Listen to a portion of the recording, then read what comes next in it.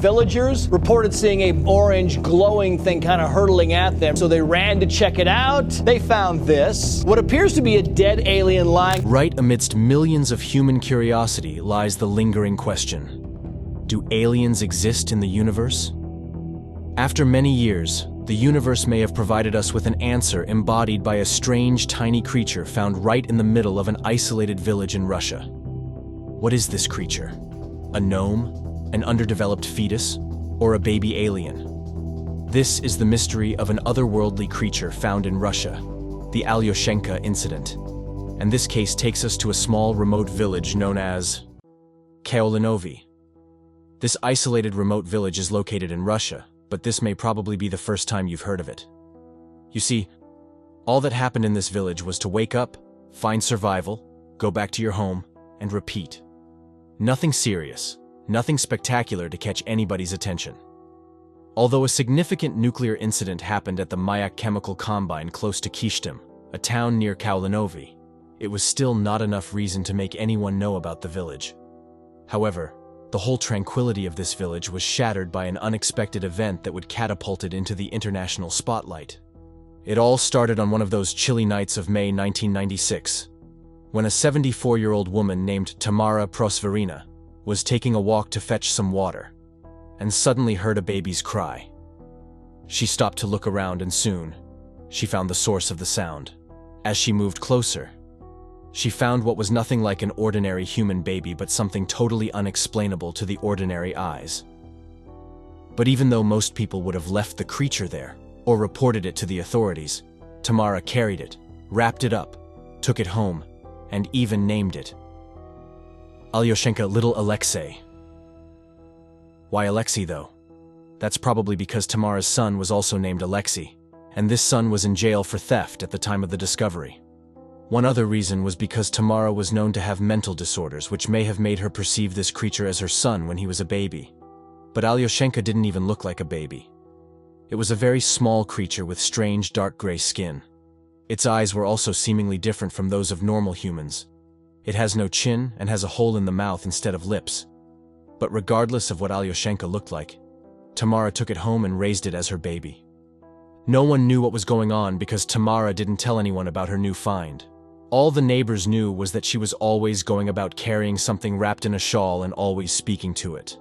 Since no one saw Alyoshenka, they all assumed that she was talking to herself, or maybe a toy. The next person to find out about Alyoshenka was Tamara's daughter-in-law, whose name is also Tamara. One day, when she went to visit her mother-in-law, she told her she had a new baby.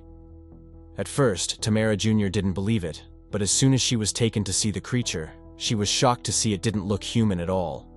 She described it as a creature that makes squeaky noises and had a mouth resembling a small tube with a tiny moving red tongue and two discolored teeth. Despite its baby-like appearance, the creature had distinctive features: a brown head and gray body, lacking both eyelids and genitals, with an onion-shaped head. Its eyes, with pupils as wild as a cat's, seemed to glow in the dark, and it had unusually long fingers. Actually, Tamara Jr. thought of informing the authorities, but she saw how much the creature gave the old lady joy, and didn't want it taken away from her. The following days saw Alyoshenka nourished by Tamara Sr., who fed the creature milk and caramel candies. Although the majority of the locals didn't see Alyoshenka, they observed Tamara Sr. through the window and saw her tending to something like a baby. For that, they all thought that her condition had worsened, or maybe she had lost her sanity completely. To make the whole assumption worse, Tamara went out one day to bang on the neighbors' doors to beg for medicine for her baby. That was when everyone decided it was time to contact the authorities for Tamara Sr.'s care. Authorities came and took Tamara Sr. away, unknown to them that it would lead to the death of Alyoshenka. At the clinic, Tamara Sr. was diagnosed with several psychiatric disorders, including schizophrenia. Although Tamara Sr. didn't want to resist treatment, she was not happy with the way she left Alyoshenka alone. Severally, Tamara Sr. implored the clinic staff to allow her to take her baby, warning them that the baby would perish without her. However, given her age and her psychiatric conditions, the staff thought it was all symptoms of her condition or signs of old age. Just like that, they dismissed her claims, paying no heed to her distress. Just as predicted, Alyoshenka died while Tamara Sr. was in the clinic receiving treatment. The death of Alyoshenka, however, would mark the beginning of conflicting stories of this case. This is because if Tamara was allowed to keep caring for Alyoshenka, the creature would have been preserved, and it would have been easy to get answers from any conducted test. However, Alyoshenka's death would not be the major problem, but its disappearance from Tamara's home. Who took Alyoshenka's corpse? A story claimed that the body was discovered by Tamara's relatives, who contacted the authorities. And soon a local investigator named Vladimir Bendlin would come in to carry the body for investigation. There's, however, another story that says, in August 1996, an investigator, Yevgeny Mokachev, conducted a case on the theft of non-ferrous metals, when one of the witnesses, Vladimir Nurtinov, said that he kept an incomprehensible mummy, which seems to be some kind of alien. Mokachev told his partner, also a GO-VD investigator, Major Vladimir Bendlin, about this, and so he went to Nurtinov's place, and indeed discovered the mummy. Either way, Alyoshenka's body ended up with Bendlin. It turned out that Nurtinov knew Tamara Sr. and went to her house when Alyoshenka was still alive. According to him, the next time he visited Tamara Sr., she had been taken to the hospital, but then he found Alyoshenka already dead in the empty house. Nurtinov took the corpse to his garage, where he alcoholized it and dried it, making it a mummy. Bendlin reported the theft of an unusual creature to the management, offered to register the incident and take explanations from Nurtinov. But the bosses called him a frivolous romantic, advised him to get busy, and threatened to give him more than he could handle if he had a lot of free time. Then Bendlin decided to conduct the investigation himself. Armed with a camera, he photographed the mummy in Nurtinov's house on a red unfolded diaper rag. After taking pictures, Bendlin showed the mummy to doctors just to get answers. But what Bendlin didn't know was that he had just opened a door to many conflicting reports. The 1957 explosion was the first explanation given for Alyoshenka's appearance. On September 29, 1957, about 80 cubic meters of nuclear waste exploded at the Mayak plant, which released about 20 million curies of radioactive substance into the atmosphere. It turned out that the area, with a population of 270,000 people, in 217 settlements including Chelyabinsk, Sverdlovsk, Kurgan, and Tyumen, are the contamination zone. Residents of 23 villages were resettled, while buildings, property, and livestock were burned. To this day, the consequences of that catastrophe have not been overcome. It is believed that 90% of the radiation fallout fell on the territory of the Mayak plant near Kishtim. Hence the widespread opinion that Alyoshenka is a human mutant and a miscarriage. While gynecologist Irina Ermolaeva said it was a normal miscarriage or an abortion victim, a pathologist known as Stanislav Samoshkin had a different opinion. He mentioned that Alyoshenka is not a man, and for a mutant, it is a very strange creature. He, however, mentioned that it was necessary to contact the forensic medical examination and do a DNA analysis. At that moment, it cost nothing for the police to officially order a forensic medical examination, but instead, Bendlin was again dismissed. Bendlin, who won't relent, soon found Tamara Jr. and asked her where the creature was found. Tamara Jr. said Tamara Sr. found Alyoshenka in the cemetery. There, on the grave, she supposedly saw a child, almost buried head down when she dug it out and brought it home. Tamara Jr. most likely made up this story in her head because her mother-in-law frequented the cemetery bringing home portraits from tombstones. Bendlin then went to the psychiatric hospital to meet with Tamara herself, who mentioned that she found Alyoshenka in the forest and not the cemetery. There, they broke the news of Alyoshenka to Tamara, who wept profusely, blaming the clinic staff for not listening to her. Tamara Sr. would mourn Alyoshenka for a while until she met her demise on August 5, 1999. She was said to have jumped out into the street at night without shoes, in only socks, and fell under the wheels of a speeding truck. But that story was not believed by a lot of people. One, because Tamara Sr. lived in a quiet village, on a quiet street, where it is difficult to meet a truck at night. And two, because an hour before the incident, an unknown male called Tamara Jr. on the phone and inquired about her mother-in-law's health. There were speculations that Tamara Sr. didn't die by accident, but was killed by some individuals who wanted to silence her or stop her from talking to anyone about Alyoshenka. Even with all of these going on, many locals showed their disbelief of the case, stating that Tamara Jr. and Nurdinov planned the whole thing, claiming it was all a hoax. But the question is, why would they do that? For money? Definitely not. Neither Tamara Jr. nor Nurdinov went forward to sell information for monetary gain. Soon, word reached the attention of the local press, and a local television broadcaster contacted Bendlin for information on the creature. This report, however, generated increased media attention, as television reporters and newspaper journalists began to visit the village to find out more about Alyoshenka.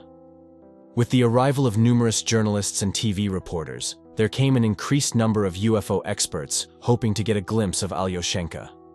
But what no one knew at the time was that the baby was no longer even in Kaolinovi or Kishtim generally. The disappearance. Unknown to everyone, Bendlin had given Alyoshenka to a UFO research academy headed by the ufologist, Boris Zolotov, who claimed he wanted to conduct further testing on the body. Bendlin was really hoping for an answer, but all hopes were dashed as weeks turned into months, and there was no word from Zolotov. Bendlin tried to locate Zolotov, but it took a while before he finally found him when he granted a bizarre media interview about Alyoshenka. According to him, Alyoshenka was given to his assistant to transport the body by car to a laboratory out of town for further analysis, when a large metallic craft landed on the road from nowhere. The occupants of the craft allegedly came out and ordered him to hand over the body without saying a word. The assistant complied and the craft flew back into the sky. You must agree this story is very suspicious.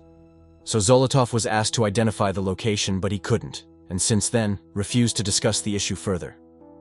Could it be that Alyoshenka was taken back by its people? Though many people won't believe the story. It would have been a good closure, but Zolotov could not provide any evidence, hence the rise of other theories. Some researchers theorized that Zolotov was intercepted by government agents and ordered to turn the baby over to them. A purported eyewitness even claimed to have been visited by an investigative team of an unknown group of people and urged to sign confidentiality papers and speak nothing more of the body. There is also the theory that Zolotov was approached by an eccentric collector interested in purchasing Alyoshenka and readily sold it to him. But we can't believe everything, as it is all speculation that was not confirmed. The only certainty is that Alyoshenka's body was never found again after that. It seemed that all traces were lost. But then, Vladimir Bendlin, dissatisfied with the lack of explanation about the creature's origin, recalled that he still possessed the blanket that had enveloped the humanoid ever since Tamara discovered it in the woods. In collaboration with a Russian journalist, Vadim Chernobrov, they transported the cloth to Moscow for testing, believing it likely retained DNA from the creature. After 2 weeks, the Moscow laboratory announced their findings, identifying 2 distinct DNA profiles. One was conclusively matched to Tamara, the woman who discovered the creature. The second DNA sample, however, was exceptionally peculiar. It did not correspond to any known biological entity, leading to astonishing implications. This finding raised the question: could Alyoshenka truly be an extraterrestrial entity that arrived on Earth? But that is just a version of the report's story. Another version says the tests found no residue indicating extraterrestrial origin, but several particles of organic material mixed in with human DNA. Flecks of female blood matter suggested a miscarriage or abortion. And also trace amounts of alcohol were found, hinting that the baby had been washed or diced with the substance just before being handed over to Bendlin. Although the body itself was missing, the circumstantial evidence that was present led the researchers to conclude that it could not have been anything more than an underdeveloped fetus. In April 2004, Dr. Irina Yermoloeva, one of the initial researchers who had seen the body firsthand, recanted her original 1997 statements and declared that there was nothing alien about the body. To her, the creature was no hoax, but a genuine mummified body that was once living tissue. She found that the state of the body corroborated with numerous cases of miscarried fetuses, often found within 20 to 25 weeks of development. She claimed that she had counted a complete rib cage, an ample shoulder girth, and wrist bones, and whilst indeed the head was the strangest aspect of the body, she explained that it could have been incompletely formed during development. She also mentioned that another possibility is that the body was deformed as a result of radioactive fallout, which had enormously affected the area following the nuclear disaster in 1957. Some experts, however, have other opinions, stating numerous children with deformities and premature birth defects were nothing compared to what they had seen in the infant's body. They, however, stated that Alyoshenka was simply not of human origin, noting at least 20 different features, which they stated would not be commonly found in deformed children. They further mentioned that there were many differences in the head, and there were a lot of sharp edges in the skull cavity, something never found in children's skulls. Also, according to these group of experts, the human fetus could not live more than a few hours once exposed, but Alyoshenka had apparently lived for a few weeks before succumbing. While experts insist that Alyoshenka was nothing more than an underdeveloped fetus, it is important to note that Tamara Jr. mentioned that the creature was alive and able to consume food, an impossibility for a human child of that age. It's time for our subscribers' pick. As we continue into the mystery of the otherworldly creature found in Russia, the Alyoshenka incident, we are reminded of a similar discovery made in 2003 in the Chilean ghost town of La Noria, in the Atacama Desert. The discovery, bearing a striking resemblance to Alyoshenka, was named the Atacama alien because of the discovery site and the controversy surrounding the find. Till today, just like the Alyoshenka discovery, the Atacama alien has continuously sparked debates for over 2 decades. Concerning different theories surrounding Alyoshenka, do you think it was an actual alien? Or just a creature like the Atacama alien? Before you give your opinions, let's talk about the Atacama alien. In a leather cloth tied with a bright purple ribbon near a decrepit church in La Noria, in the forest of Atacama, was the body of a little girl who came to be known as Ata. Upon discovery, no one knew what she was because it didn't look human. Ata had an elongated skull and was only 15 centimeters long. Because of her otherworldly appearance, Ata was passed from one private collector to another via the black market. Eventually, she landed in the possession of a Spanish businessman who allowed scientists to examine the body. When the world caught wind of the story, Ata became the Atacama alien. But despite Ata's uncanny resemblance to sci-fi's Little Green Men, scientists said she was no alien. Fortunately for researchers, Ata's DNA was easy to extract because the extreme conditions of the Atacama had preserved the remains, and what they found was that Ata was a highly deformed human fetus. A group of researchers at the University of California, San Francisco, and Stanford also found that Ata likely suffered from severe genetic mutations. These mutations resulted in dwarfism, extreme bone aging, and birth defects like congenital diaphragmatic hernia, tetracephaly, or oxycephaly. The team also found traces of other bone disorders like scoliosis and Ehlers-Danlos syndrome, which were determined by a series of tests. These included extracting 1 millimeter of bone and running it through skeletal radiography, computed tomography, and whole genome sequencing. It was a shocking find, because the researchers had never seen so many abnormalities in one subject. At first, Ata was believed to be very ancient, but they soon found out that it was not as ancient as initially believed.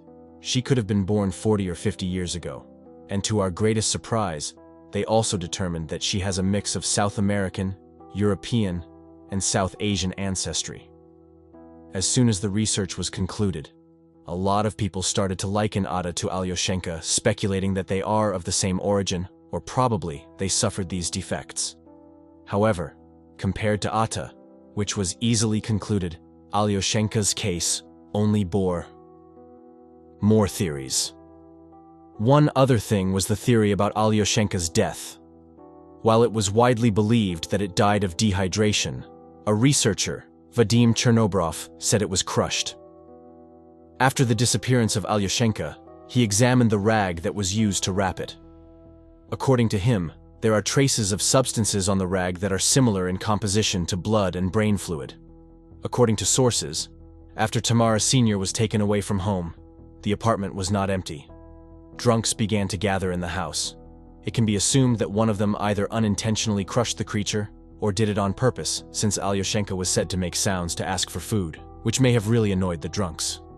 Chernobrov, however, also said his results didn't show any human genes, suggesting that Alyoshenka was no human. While that was supposed to be the end, Chernobrov handed over part of the obtained sample to the Institute of General Genetics of the Russian Academy of Sciences in 2004. They concluded that the sample matches the DNA of a person with multiple developmental disabilities. At this point, you must agree that we really can't decide what to believe, and trust skeptics not to give up. They say that the genetic material on the diaper may not be of the creature at all, and that examining the mummy itself would have been another case. Perhaps the most interesting part of the whole Alyoshenka case is the story of the locals. At the time when the area was hot for the visit of researchers and all interested in Alyoshenka, an investigation group called Cosmoposk, or Space Search, dedicated several expeditions to the area in 2002. They engaged extensively with the local people, who, curiously, told them an interesting legend about the place. Although they expected some information regarding extraterrestrials, the locals actually shared a folklore tale known for generations about a mysterious dwarf race of humanoid beings. According to the story, these little people dwelled in caverns beneath the forest where Alyoshenka was discovered, and so they believed that Alyoshenka was one of them. Some of them also came up with another theory about the origin of Alyoshenka, suggesting that a miscarriage might have occurred to one of the teenagers from a school situated near the spot where Alyoshenka was found. They suggested the schoolgirl probably avoided the hospital because she did not want her pregnancy to be documented. The team who could not make anything of these stories revisited the site in 2015 and erected a monument in honor of Alyoshenka. To this day, it's still unknown whether the humanoid being was an extraterrestrial, or if it belonged to an unknown race of small humanoids living in caverns in the remote forests of Siberia, or maybe it was indeed a human with deformities. While everywhere had remained silent for a while about the incident, a confession surfaced 23 years later. A woman named Galina Semenkova approached a Russian journalist, Komsomolskaya Pravda, and confessed to him that she stole Alyoshenka's corpse and sent it for a forensic analysis. She mentioned that the result shows Alyoshenka was a mutated fetus of a person exposed to radiation during the 1957 Kishtim disaster. Most doctors today back up this interpretation of the story. The gynecologist who examined Alyoshenka, Irina Uskova, said that the overall shape of the baby was the result of a frequent congenital disease. The disease was called cloverleaf skull or craniosynostosis. It is, however, believed that Galina Semenkova examined Alyoshenka's corpse, and then she probably had the body disposed of for some reason.